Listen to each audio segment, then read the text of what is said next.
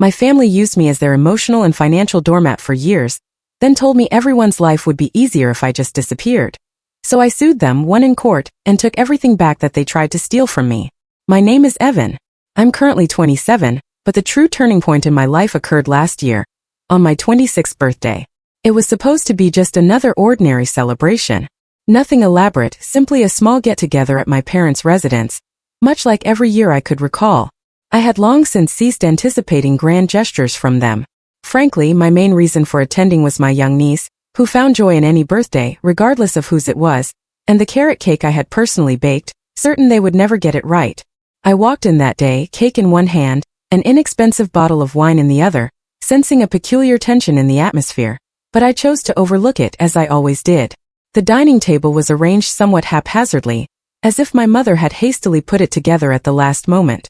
Upon my arrival, my sister Belle was already seated, engrossed in her phone, barely glancing up.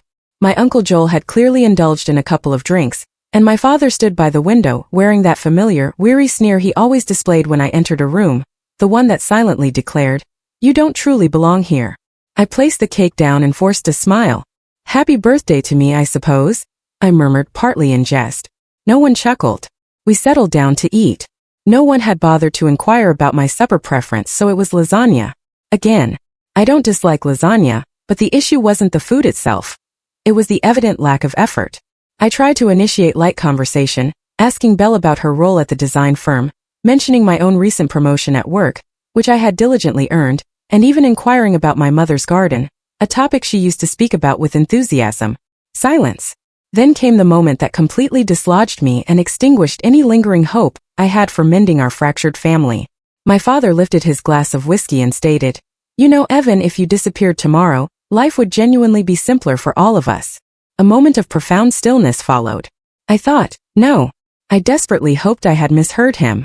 Perhaps it was a poor attempt at dark humor, but Joel guffawed as if it were the funniest thing he'd heard all day. "Man's got a point," he snorted. I turned to my mother.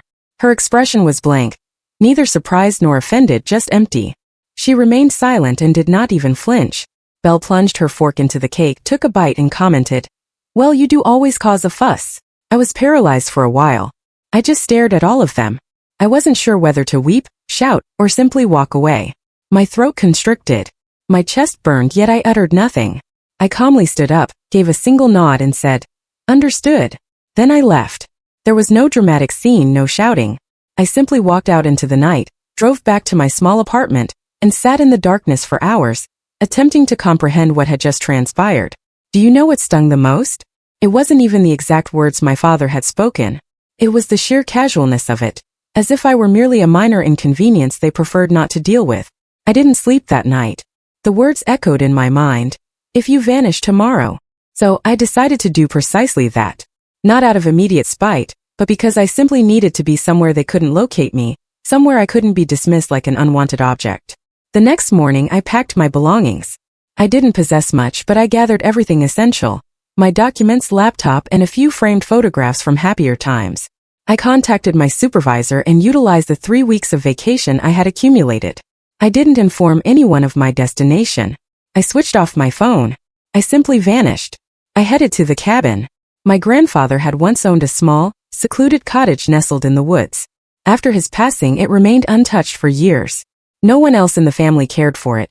It was too remote, too rustic, lacked Wi-Fi, and needed plumbing repairs. But I cherished that place. Grandpa would take me there every summer.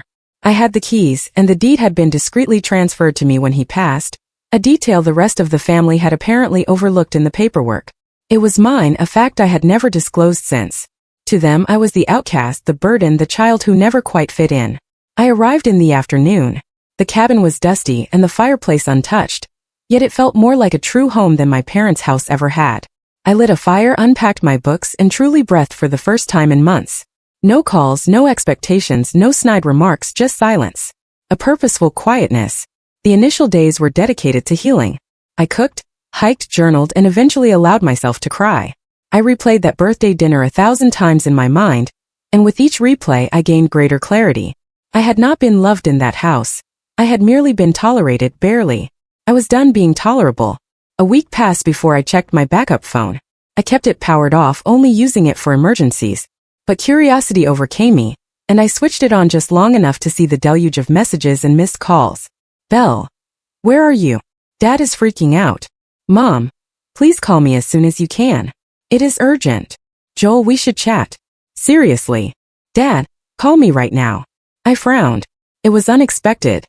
So, I conducted some investigation. I used my laptop to verify a few things from a nearby secure hotspot, and the findings chilled me to the bone. Credit card payments had bounced, with late fees accumulating. Belle's vehicle had been impounded. A lien had been placed on the family home in just 1 week, and every single bill bore my name, as they had been exploiting my credit and identity for years. They assumed I wouldn't notice, wouldn't care, and that I somehow owed them. When I was just 19, my father had asked me to co-sign on various things, claiming it would help me establish credit. When Belle lost her job 2 years ago, my mother had surreptitiously used my social security number to open an emergency credit line. I hadn't detected any of this because I had never checked. I trusted them, but with my departure, their safety net dissolved, and now they were desperate. However, I wasn't ready to answer the phone just yet. Not until I grasped the full extent of what they had done. Not until I understood everything. So the following day, I drove into town to consult with the lawyer. And that's when I uncovered something that made me sink down in the parking lot, clutching the folder in my hands, barely able to breathe. They never anticipated me discovering it, and I intended to use this knowledge very carefully. The lawyer's name was Talia, a woman in her late 30s with penetrating eyes and a no-nonsense voice that cut through pleasantries like a surgeon's blade. I entered her office with a folder containing bank statements, co-signed agreements, and a hollow feeling in my stomach. She meticulously reviewed everything, pausing every few pages, her expression tightening with each new revelation. By the end, she had closed the folder, leaned back in her chair and stated, "Evan, this isn't merely financial abuse. It's outright fraud. If you wished, you could pursue criminal charges." I blinked. Against my parents? She didn't hesitate. Yes. And your sister too. All 3 of them exploited your identity. There's an extensive paper trail. They forged signatures, opened multiple credit lines in your name, and, she tapped a document with a pen, they leveraged your name as collateral for a second mortgage on their house. It felt as if the ground had vanished beneath me. Wait, what mortgage? I inquired. She opened another file and slid it across the desk. 3 years ago, shortly after your grandfather passed, your father and mother filed paperwork claiming you agreed to co-sign the equity loan on the family home. They borrowed $120,000 against the property's value. That's how they settled Belle's credit card debt, paid for Joel's DUI lawyer, and apparently funded your mom's unsuccessful catering venture. I slumped back in my chair, my hands trembling slightly. They forged my name. Talia nodded. They never imagined you'd find out. As long as you continued paying your own bills and never questioned your credit score, it worked for them. And if you hadn't disappeared, they'd still be exploiting you. I gazed at the ceiling for a long time before looking back down. So what are my options? Talia folded her hands. You can report the fraud. That will initiate a full investigation. Charges could follow. Or if you prefer to avoid court, you could hit them where it truly hurts, financially. We freeze the accounts. Demand repayment. You possess sufficient evidence here to force them into default. And the house. She gave me a pointed look. Well, technically, since you never consented to the mortgage, the loan is invalid. The bank will investigate, and if confirmed, the entire mortgage could be reversed. That house would be flagged, potentially repossessed. At the very least, they'll have to refinance it without your involvement. Took me a moment to speak. When I finally did, my voice was calm and controlled. I want to reclaim everything, every single penny, every asset they stole. Not because I need it, but because they believed they were entitled to it. Talia simply nodded. Then we begin today. And so we did. First, she assisted me in filing a fraud report with the credit bureaus. We meticulously detailed every account linked to my name. This meant that every card they had been using immediately ceased functioning, and their phone bills, utilities, and even Belle's auto insurance, which was paid with my credit, froze within 48 hours. She then instructed me to send an official demand letter, a notarized document delivered via certified mail rather than a casual text or phone call. It meticulously outlined every transgression, including false paperwork, misuse of credit, and unlawful borrowing. It concluded with a single clear sentence. You have 10 days to settle the debt, or legal proceedings will commence. I didn't expect an immediate response, but I was mistaken. The text started first. There were many of them. My mother pleaded for a conversation. Belle accused me of ruining her life. My father's message was brief and arrogant. You're bluffing. We did what was necessary for the family. I didn't reply. Then the voicemails began. Joel called, attempting to play the role of peacemaker. Come on, kid. You're making this worse than it is. You've always been the responsible one. Just come back, and we'll resolve this as a family. But I wasn't going back. Not this time. I remained at the cabin and allowed Talia to manage everything from her office. Each day I felt lighter. Each day they grew more desperate. Belle posted a selfie of herself crying in front of her repossessed car. That afternoon, my mother left me a message in which her voice cracked halfway through, barely holding together. Evan, please. Your father's blood pressure has been through the roof. We're behind on everything. We might lose the house. This isn't like you. You've always been the one to keep the peace. I almost felt terrible, but then I remembered my mother sitting there silently on my birthday, while my father uttered the most hurtful words a parent could say to their child. Then came day 10. I was outside splitting wood when a car pulled up the long gravel driveway leading to the cabin. Initially, I suspected it was a local delivery. However, when I stepped around the trees and saw who was exiting the vehicle, I froze. It was them. All of them. My father, my mother, Belle, and even Joel trailing behind. They appeared older, worn down. The strain of the past week had aged them 5 years. My father's shirt was untucked. Belle's makeup was smudged, and my mother looked as if she hadn't slept in days. They stood there, huddled like a defensive line. My father stepped forward. We need to talk. I said nothing. I simply leaned the axe against the log, wiped my hands, and slowly walked onto the porch. I opened the front door wide, and Talia stood directly behind it. She held the packet in her hand and offered a slight smile. Talia didn't move. She merely stood there, half obscured by the doorway, clutching that substantial manila folder as if it were a weapon. In a way it was. My father glanced, momentarily perplexed, then narrowed his eyes, as if he recognized she wasn't just an acquaintance or a random visitor. He redirected his gaze to me after looking back at the others. What is this? He asked, attempting to keep his voice low and calm, as if he still held control, and we were about to have a rational family discussion over coffee. I didn't respond. I stepped aside and gestured toward the small front porch table. Sit. If you wish to speak, we will do so here, all of you. They hesitated. Joel grumbled something under his breath, most likely about lawyers, but they eventually ascended the steps and took their seats. My mother's hands were trembling. Belle avoided eye contact, continuously tugging at a loose thread on her sleeve as if trying to vanish into it. Once everyone was seated, Talia emerged as composed as ever, and placed the folder on the table between us. She did not sit, she did not need to. I'm Talia Kovac, she stated simply. I am Mr. Dorenzo's legal representative. Before any of you speak, I must remind you that this conversation is being recorded, and anything you say can be used in legal proceedings. Dad rolled his eyes and scoffed. Are you serious? You brought a lawyer to ambush your own family. Talia didn't even blink. You ambushed him first for the past 7 years. Belle finally looked up. This is insane. You're exaggerating everything. No, I replied softly, stepping forward. You're just unaccustomed to hearing me speak without backing down. That silenced her. Talia opened the folder and extracted a few sheets. Let's begin with the fabricated mortgage documents, she said, arranging the paperwork. Here's the signature you claimed Evan provided. Signed while he was attending a company retreat in another country. His passport confirms it. My mother opened her mouth, but Talia raised her hand. I'm not finished. More pages were laid out. Credit card applications under my name, a car lease for Joel's son, secured by my credit score, Belle's boutique loan filed using my social security number. My father leaned closer, his voice rising. We're family. These weren't crimes. We were just trying to get by. Talia's smile was cold. Intent does not negate illegality. And since Evan never consented to any of this, your justification will not withstand scrutiny in court. Silence. A long, heavy quiet. I leaned against the railing, crossing my arms. Do you comprehend what it felt like to be told that my absence would simplify your lives on my birthday? Do you even realize what you uttered? What does that imply? My father averted his gaze. Belle remained silent. My mother opened her mouth, but nothing came out. I left, I continued, because I needed peace.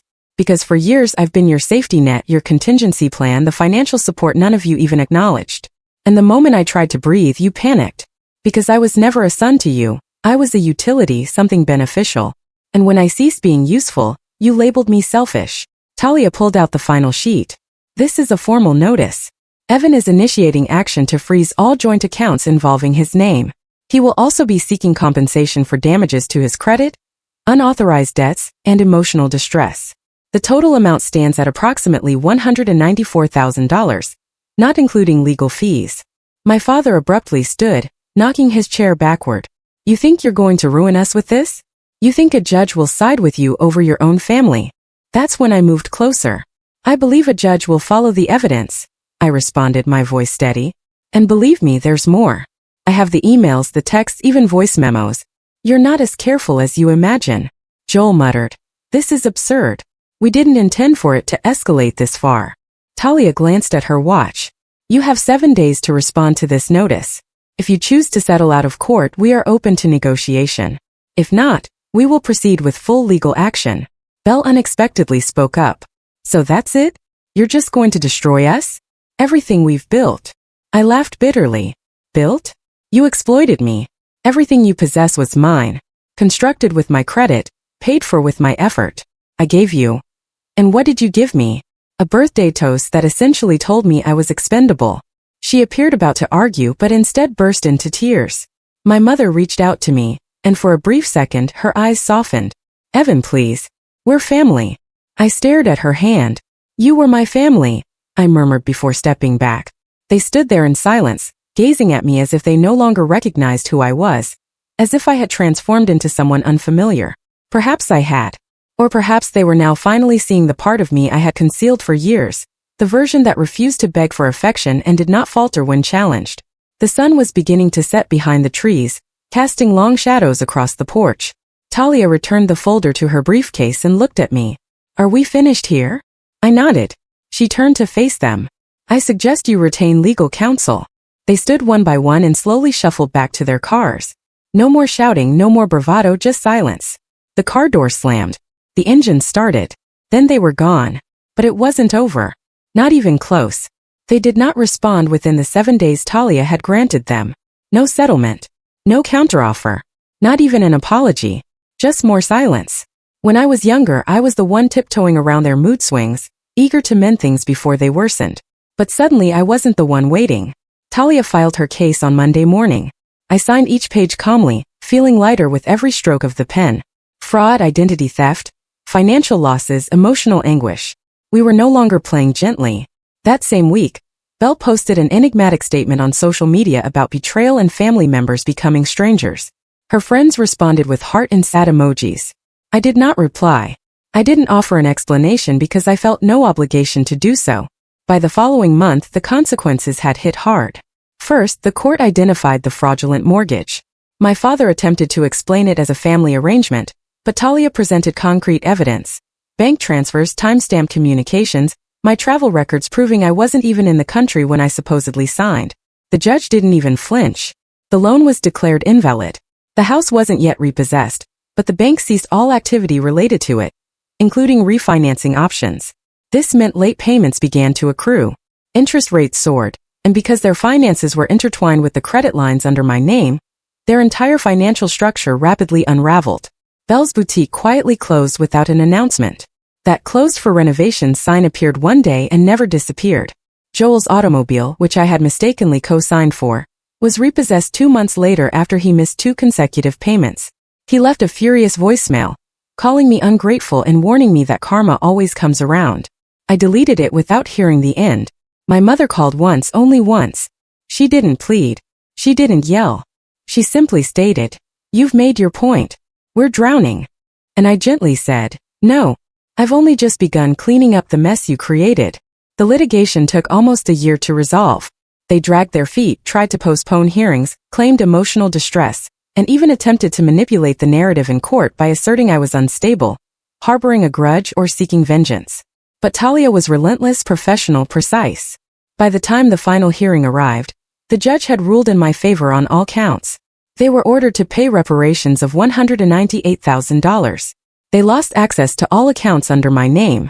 My credit was cleared of all fraudulent charges.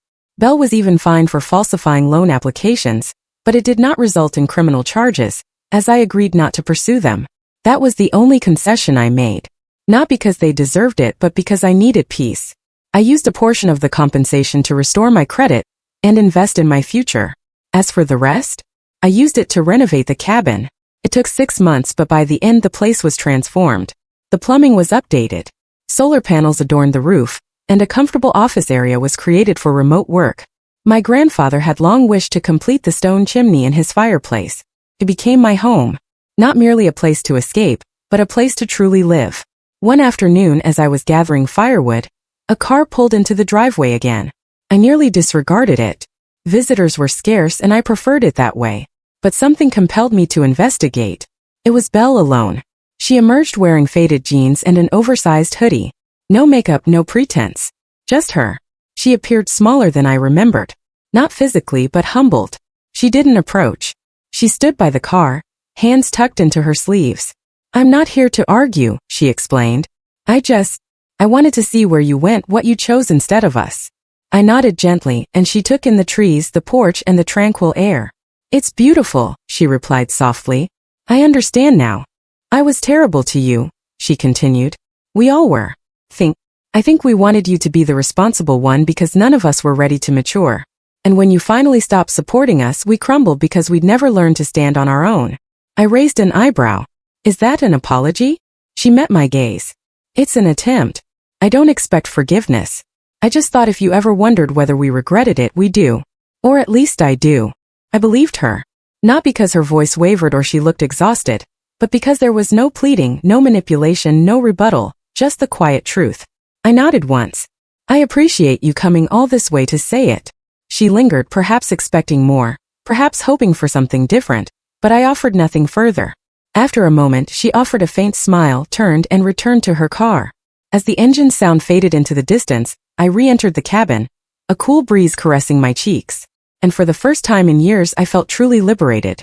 Not merely from debt, not only from the house, but from the burden of being a dutiful son, the silent problem solver, the unseen support. I had confronted them, made them aware, fought back, and I didn't need to shout or break down to achieve it. I only needed to distance myself, to disappear. And when I did, they finally noticed me.